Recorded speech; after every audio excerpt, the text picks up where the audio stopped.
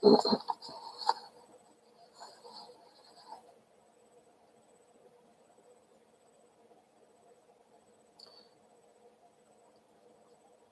afternoon, dear friends. I'm glad to see you. Would you like to hear stories from West? Magic stories, wonderful stories, marvelous stories of 1001 Nights. This is the first one, the story of King Shahryar and his brother.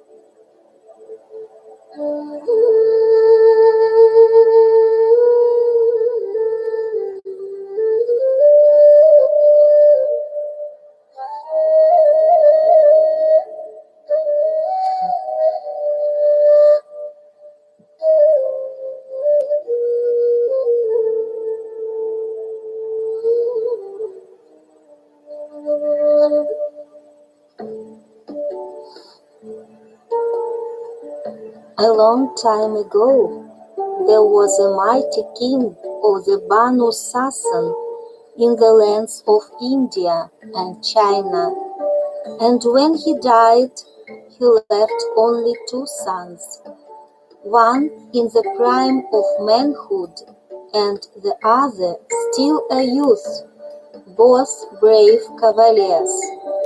But the elder was an especially superb horseman, and he became the successor to the empire and ruled the kingdom with such justice that he was beloved by all the people of his realm. His name was Shahryar, and he appointed his younger brother Shah Zaman king of Samarkand. In the years that followed, each brother was content to remain in his own kingdom, and each ruled with such equity and fairness that their subjects were extremely happy. Everything continued like this for 20 years, but at the end of the time, Shahryar yearned to see his younger brother once more before he died. So he asked the vizier whether he thought it would be a good idea to visit his brother, but the minister found such an undertaking inadvisable and recommended that he write his brother a letter of invitation and send him gifts under the vizier's charge. Therefore, the king immediately ordered generous gifts to be prepared, such as horses that had saddles lined with gold and jewels, mamluks, beautiful maidens, high-breasted virgins, and splendid and expensive clothes. He then wrote a letter to Shah Zaman, expressing his strong desire to see him, and he ended it with these words: "I therefore hope that my beloved brother will honor me with his visit, and I'm sending my vizier to make arrangements for the journey. My one and only desire is to see you before I die. If you refuse my request, I shall not survive the blow. May peace be with you." Then King Shahryar sealed the letter, gave it to the vizier, and urged him to do his utmost to return as soon as possible. Your wish is my command," said the vizier, who began making all the preparations without delay. All this work occupied him 3 days, and on the dawn of the 4th he took leave of his king, and journeyed over hills, deserts, and pleasant valleys without stopping night or day. Of course, whenever he entered a realm whose lord was under the rule of King Shahryar, he would be greeted with magnificent gifts and all kinds of fair and rare presents, and he would be obliged to stay there for 3 days, the customary term for the ritual to honor guests. And when he left on the 4th, he would be honorably escorted for 1 whole day to speed him on his way. As soon as the vizier drew near Shah Zaman's court in Samarkand, he sent one of his high officials ahead to announce his arrival. This courtier presented himself before the king, kissed the ground, and delivered his message. Thereupon the king commanded various nobles and lords of his realm to go forth and meet his brother's vizier, a good day journey from his court.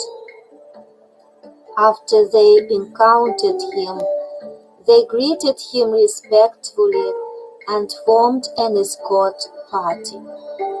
When the vizier entered the city, he proceeded straight to the palace, where he kissed the ground and prayed for the king's health and happiness and for victory over his enemies. Then he informed the king that his brother was yearning to see him, and presented the letter, which Shah Zaman took from his hand and read. When the king fully comprehended its import, he said, "I cannot refuse the wishes of my brother. However, we shall not depart until we have honored my brother's vizier with 3 days of hospitality." Shah Zaman assigned suitable quarters in the palace for the minister, and he ordered tents pitched for the troops and gave them rations of meat, drink, and other necessities. On the 4th day, he prepared himself for the trip, gathered together sumptuous presents befitting his elder brother's majesty, and appointed his chief vizier to be viceroy of the land during his absence. Then he ordered his tents, camels, and mules to be brought forth, and he set up camp with their bales and loads, attendants and guards within sight of the city, in order to set out early the next morning to his brother's capital. It so happened, however, that in the middle of the night he suddenly remembered he had forgotten a gift in his palace that he wanted to take to his brother. So he returned alone and entered his private chambers, where he found the queen, his wife, asleep on his own couch, and in her arms she held a black cook with crude features smeared with kitchen grease and grime. When he saw this, the world turned dark before his eyes, and he said, "If this is what happens while I am still within sight of the city, what will this damned war do during my long absence at my brother's court?" So he drew his scimitar, cut the two in 4 pieces with a single blow, and left them on the couch. Soon thereafter he returned to his camp without letting anyone know what had happened. Then he gave orders for immediate departure and set out on his trip. Nevertheless, he could not help thinking about his wife's betrayal, and he kept saying to himself over and over, "How could she have done this to me? How could she have brought about her own death?" Until excessive grief seized him. His color changed to yellow, his body grew weak, and he appeared to be on the verge of death. So the vizier had to shorten the stages of the journey and remain longer at the watering places in order to take care of the king. Now, when Shah Zaman finally approached his brother's capital, he sent messengers to announce his arrival, and Shahryar came forth to meet him with the viziers, emirs, lords, and nobles of his realm. After saluting him, he was overcome with joy and ordered the city to be decorated in his honor. At the same time, however, Shahryar could not help but see how poor his brother's health was, and he asked him what had happened. "It's due to the long, hard journey," replied Shah Zaman, "and I'll need some care, for I've suffered from the change of water and air. But Allah be praised for reuniting me with my beloved brother." Then the two entered the capital in full honor, and Shahryar lodged his brother in his palace overlooking the garden. After some time had passed, King Shahryar noticed that his brother's condition was still unchanged, and he attributed it to his separation from his country. So he let him do as he pleased and asked him no questions, until one day when he said, "My brother, I can't help noticing that you've grown weaker and paler than you were before." "I'm sick in my heart," he replied, but he would not tell Shahryar about his wife and all that he had seen. Thereupon Shahryar summoned doctors and surgeons and asked them to treat his brother to the best of their ability, which they did for a whole month.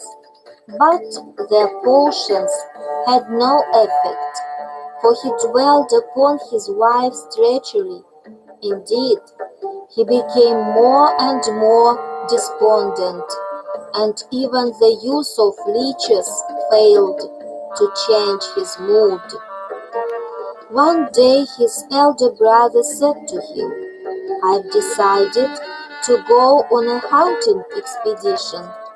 Perhaps you'd feel better if you joined me." However, Shahzaman declined and said, "I'm not in the mood for anything like this, and I beseech you to let me stay quietly in the palace, for I can't seem to get over this sickness." So King Shahzaman spent the night in the palace by himself. The next morning, after his brother had departed, he left his room and sat down at one of the lattice windows overlooking the garden. There he rested a while and became steeped in sad thoughts about his wife's betrayal, occasionally uttering sighs of grief. Now, as he was mourning and torturing himself, a secret door to the garden swung open, and out came 20 slave girls surrounding his brother's wife, who was marvelously beautiful and moved about with the grace of a gazelle in search of a cool stream.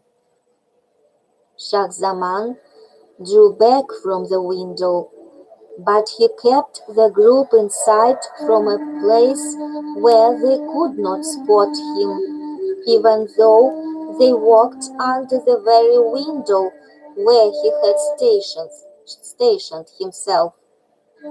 As they advanced into the garden, they came to a jetting fountain amidst a great basin of water. Then they stripped off their clothes, and Shahzaman suddenly realized that 10 of them were women, concubines of the king, and the other 10 were white slaves. After they had all paired off, the queen was left alone, but she soon cried out in a loud voice, "Come to me right now, my lord, Said!" And all of a sudden, a big slobbering black Moor with rolling eyes leaped from one of the trees. It was truly a hideous sight. He rushed up to her and threw his arms around her neck, while she embraced him just as warmly. Then he mounted her and, winding his legs round her as a button loop clasps a button, he tossed her to the ground and enjoyed her.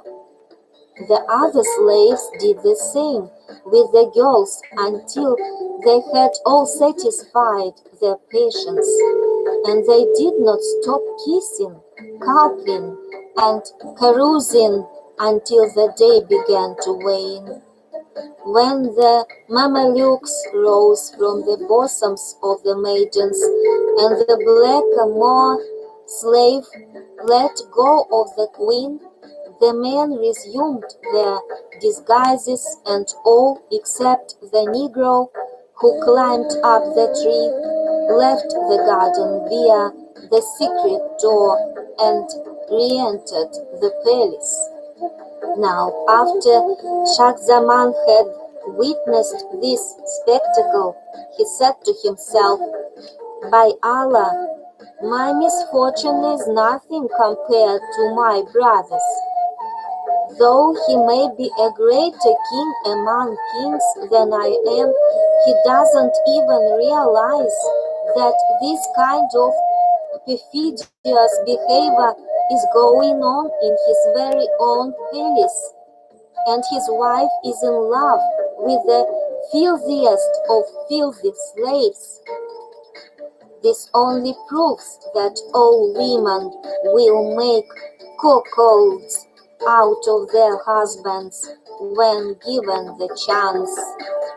Well, then, let the curse of Allah fall upon one and all, and upon the fools who need the support of their wives, or who place the reins of conduct in their hands.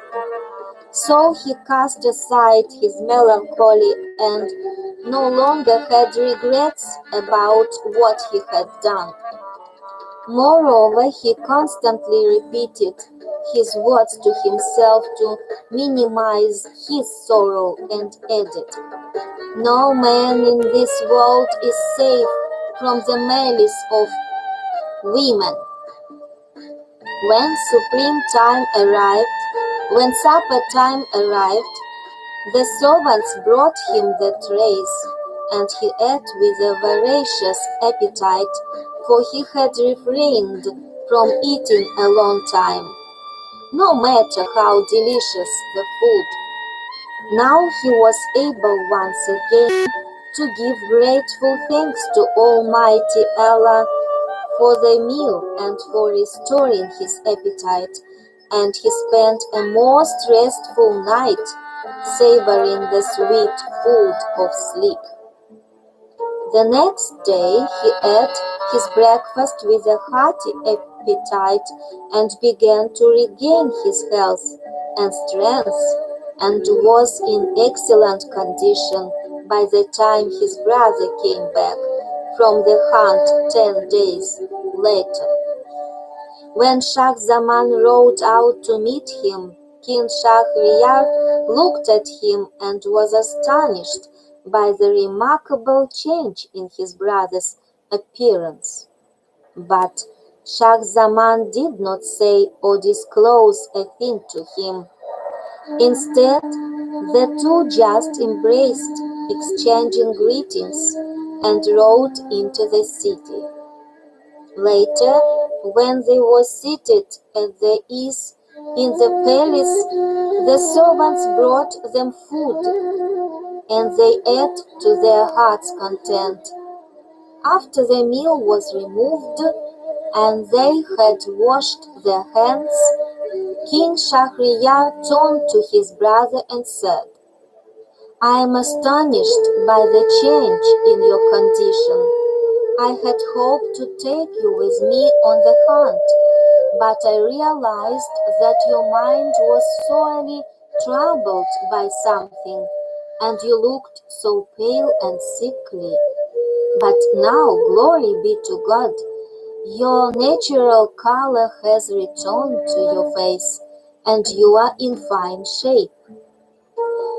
I had believed that your sickness was due to the separation from your family, friends, and country, so I had refrained from bothering you with probing questions. But now I beseech you to explain the cause of your troubles and the reason for your recovery to such good health." When Shah Zaman heard this, he bowed his head toward the ground, and after a while he raised it and said, "I shall tell you what caused my troubles and bad health, but you must pardon me if I don't tell you the reason for my complete recovery. Indeed, I beg you not to force me to explain everything that has happened." Shahryar was much surprised by these words, and replied, "Let me hear first what caused you to become so sick and pale." "Well, then," began Shah Zaman, "it was like this. When you sent the vizier with your invitation, I made all sorts of preparations for 3 days, and camped before my city to begin the journey early the next day. But that night I remembered that I had left a string of jewels in the palace that I intended to give to you as a gift. I returned for it alone and found my wife on my couch in the arms of a hideous black cook. So I slew the two and came to you. However, I could not help grieving about this affair and regretting what I had done. That's why I lost my health and became weak. But you must excuse me if I refuse to tell you how I managed to regain my health. Shahryar shook his head, completely astonished, and with the fire of wrath flaming in his heart, he cried, "Indeed, the malice of a woman is mighty. My brother, you've escaped many an evil deed by putting your wife to death, and your rage and grief are quite understandable and excusable, especially since you had never suffered anything as terrible as this before. By Allah, had this been me, I would not have been satisfied until I had slain 1,000 women and had gone mad. But praise be to Allah, who has eased your tribulations. And now you must tell me how you regained your health so suddenly, and you must explain to me why you are being so secretive. Oh, brother, again I beg you to excuse me for refusing to talk about this, but I insist. I'm afraid that my story may cause you more anger and sorrow than I myself have suffered. That's even a better reason for telling me the whole story, said Shahryar. And in the name of Allah, I command you not to keep anything back from me. Thereupon Shah Zaman told him all he had seen from beginning to end, and he concluded his story by saying, "When I saw your misfortune and your wife's betrayal, my own sorrow seemed slight in comparison, and I became sober and sound again. So, discarding melancholy and despondency, I was able to eat, drink, and sleep, and thus I quickly regained my health and strength. This is the truth and the whole truth." After King Shahryar heard his tale, he became so furious that it seemed his rage might consume him. However, he quickly recovered his composure and said, "My brother, I don't mean to imply that you have lied to me, but I can't believe your story until I see everything with my own eyes." "If you want to witness your misfortune," Shah Zaman responded, "rise at once and get ready for another hunting expedition.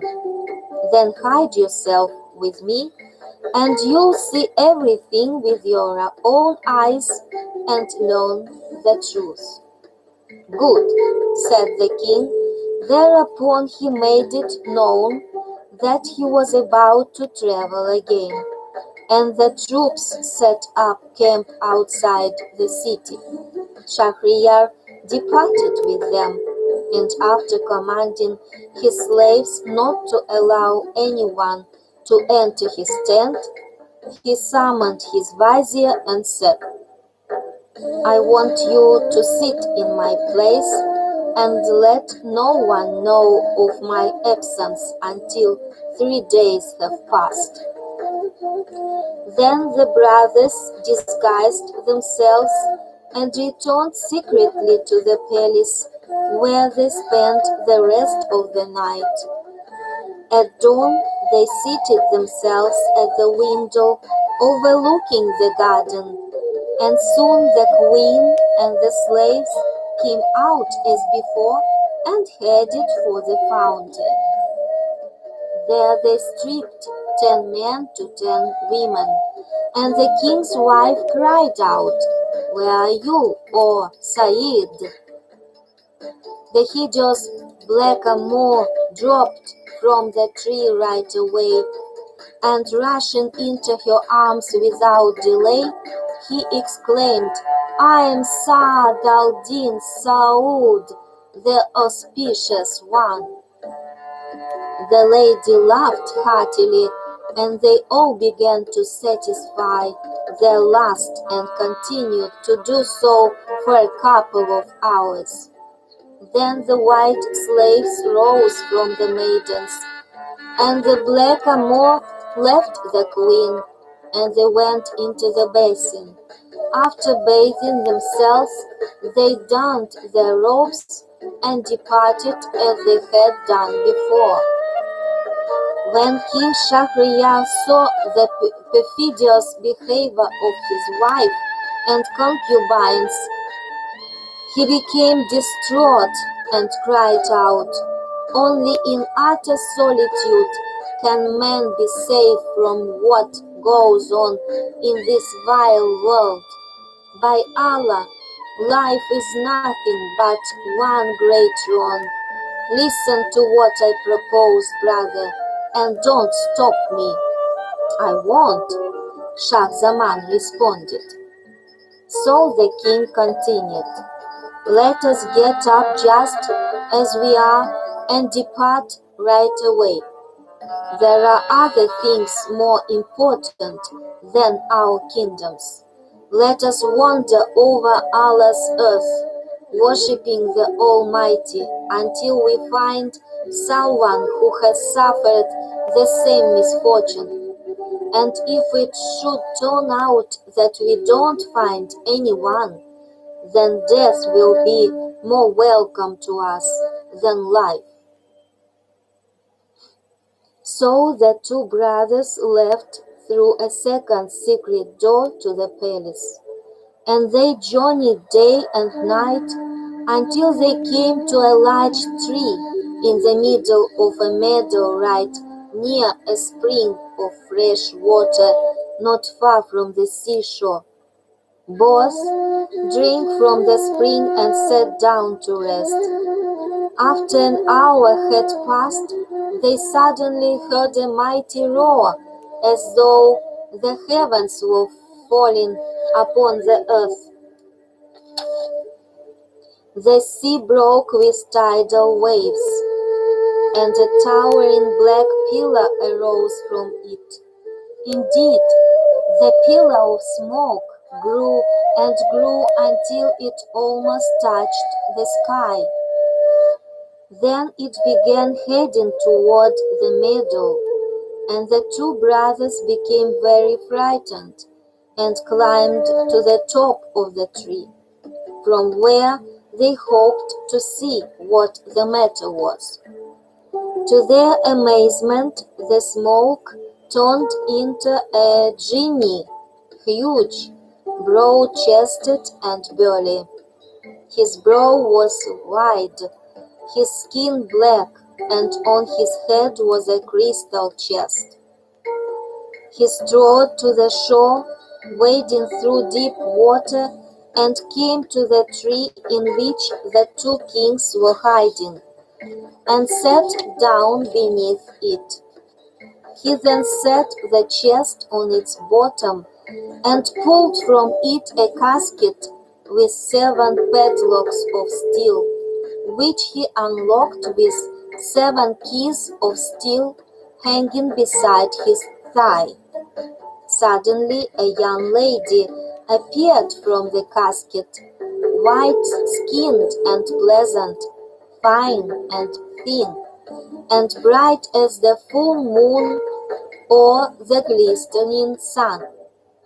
Taking her by the hand, the genie seated her under the tree by his side and gazed at her.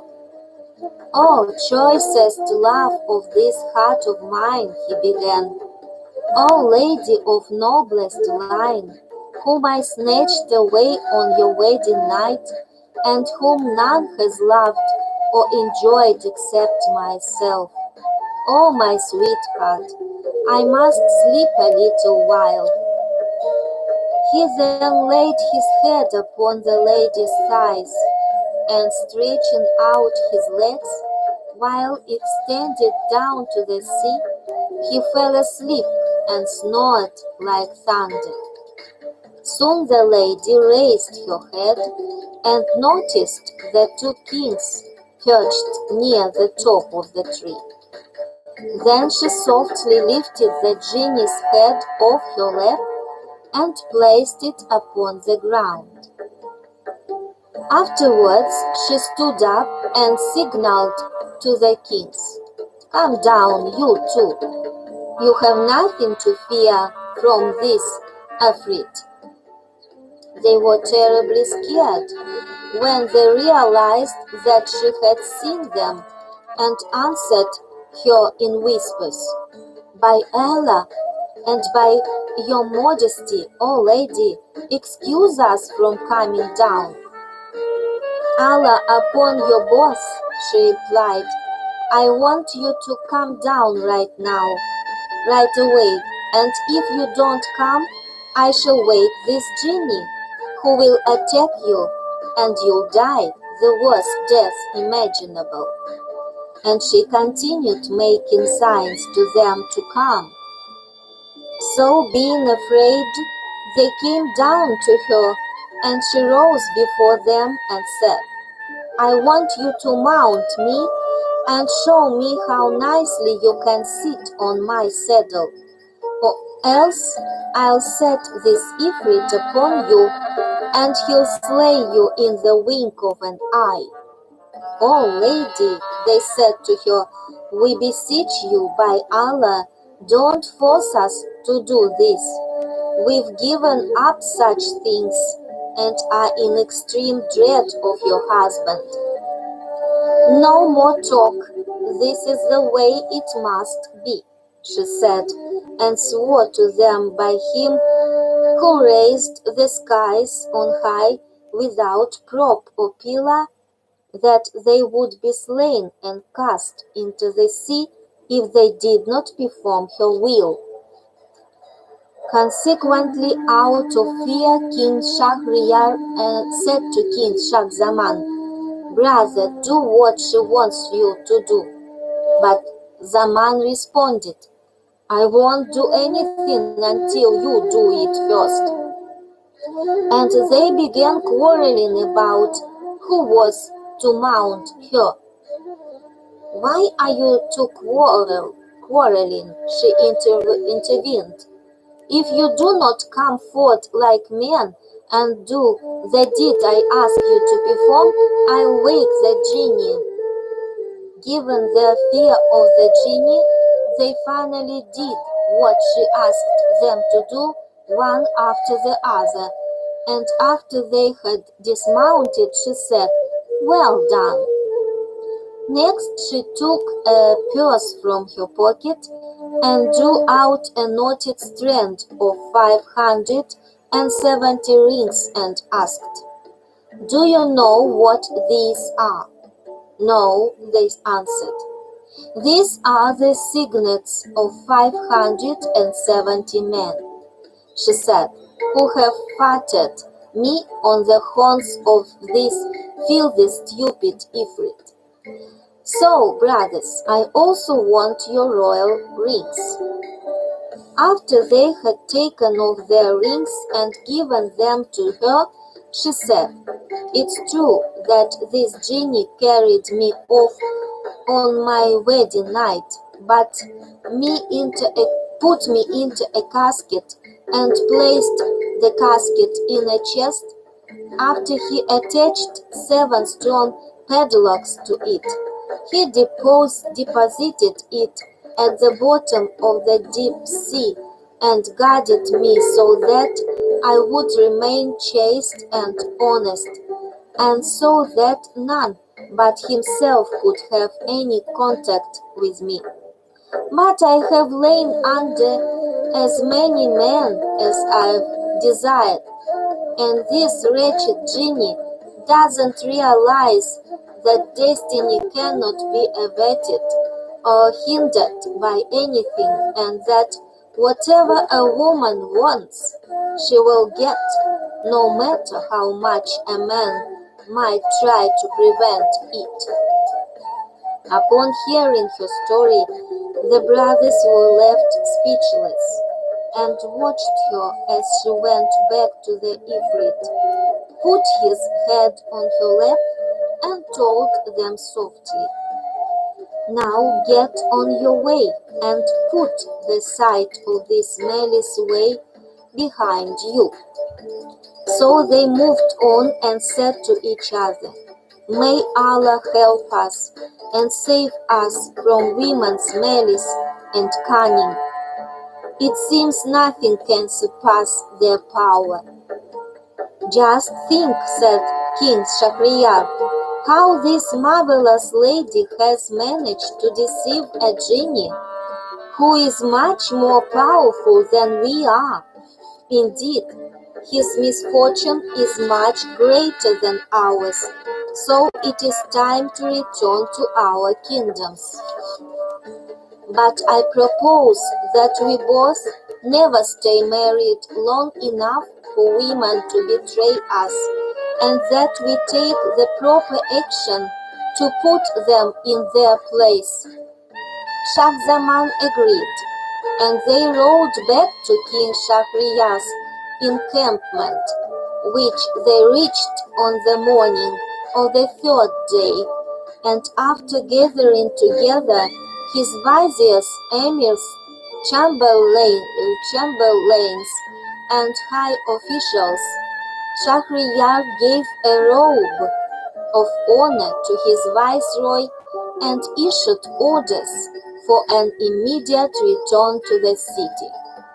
As soon as he took his seat upon his throne, he sent for his chief minister and declared, "I command you to take my wife and execute her, for she has broken her marriage vows." So the minister brought her to the place of execution and carried out the king's orders. Then King Shahryar took his sword in hand and went to the seraglio, where he slew all the concubines and their Mamelukes.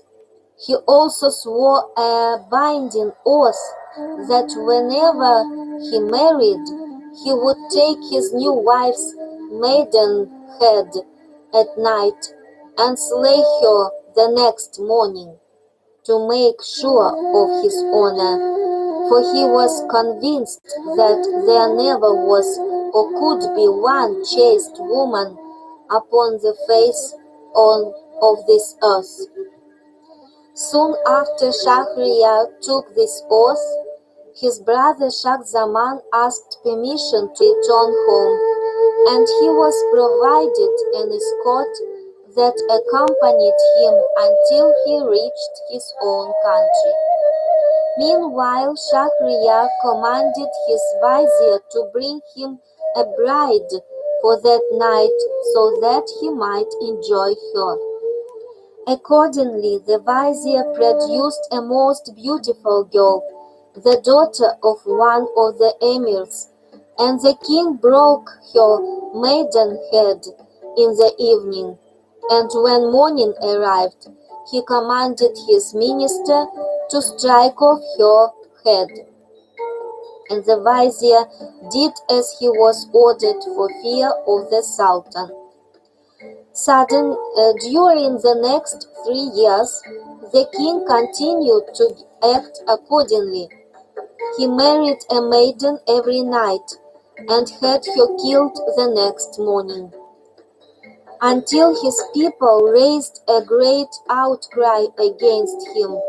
Indeed, they cursed him and prayed to Allah that he be utterly destroyed and dethroned. Women began protesting, mothers wept, and parents fled with their daughters, until there was not one virgin left in the city. Nevertheless, the king ordered his chief vizier the same man who was charged with carrying out the executions, to bring him a virgin, as was his wont. When the minister went forth, however, and searched all over, he returned home in sorrow, fearing for his life, because the king would be displeased that there were no more virgins left in the city. Now he had two daughters, Shahryar and Dunazaid. The older one, Shahryar, had read the books, annals, and legends of former kings, and the stories, lessons, and adventures of famous men.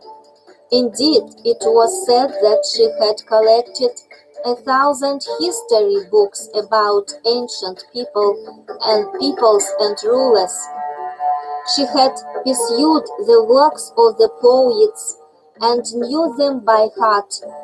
She had studied philosophy and the sciences, arts and practical things, and she was pleasant and polite, wise and witty, well-read and well-bred. Consequently, on that particular day, she said to her father, "Why are you so downcast? You seem to be troubled by something. Remember the words of the poet, 'Tell whoever has sorrow, grief shall never last. Just as joy has no tomorrow, woe is bound not to last.'"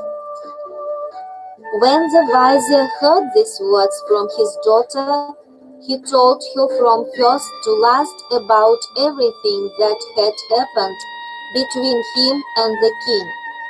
Thereupon she said, "By Allah, O my father, how long shall this slaughter of women last? Shall I tell you what I am thinking about that would stop all this destruction?" "Tell me, my daughter," he said. "I would like you to give me in marriage to King Shahryar. If I should live, I'd become the ransom for the virgin daughters of Muslims and rescue them from his hands and yours." "Oh Allah," he cried in his fury, "have you lost your mind? I won't let you expose yourself to such danger. How can you be so unwise and foolish? I want you to know that unless you have experience in worldly matters, you'll be prey to misfortune."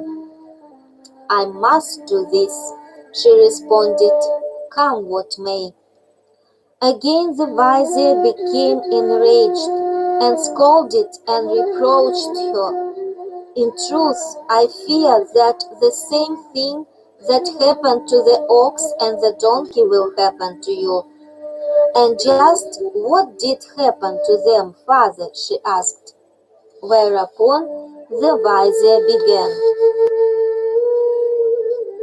This is the end of the first story, and the next, the tale of the ox and the donkey, will follow.